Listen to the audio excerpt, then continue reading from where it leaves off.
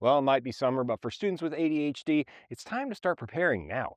Joining us with advice for a smoother transition for students with ADHD is board certified pediatrician Dr. James Anderson. So, doctor, how can parents create a back to school routine that works for their children with ADHD?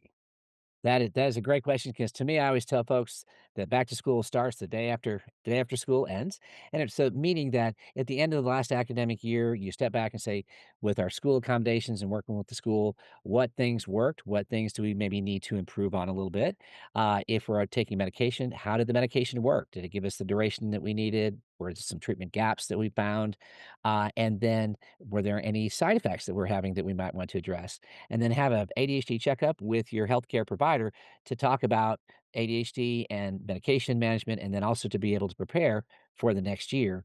Because again, medication management helps us to be able to focus and pay attention to those behavioral things we're doing for organization, for studying, for things like even just being prepared to remember thinking about what we want to do for organization. Doctor, how can parents partner effectively with teachers and school staff?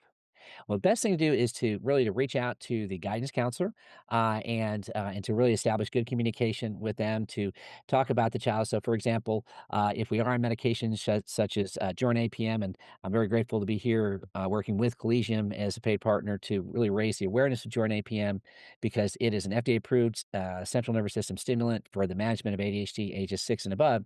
But the aspect of this was you take it at night and it's on board working by the time the patients wake up and last throughout the day into the evening to really be able to give the patients good symptom control without having to use booster doses.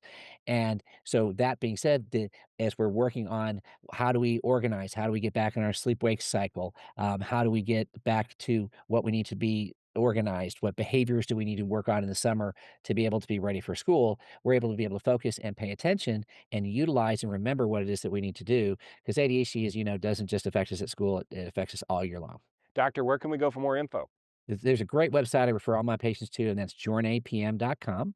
That's JORNAYPM.com, because it can talk about, go into more detail, not only just about ADHD itself and how Jornay PM works, but also we'll go over any side effects and things that's important to be aware of before starting a medication and during taking medication, because it's important if anything does pop up to have a good conversation with your healthcare provider.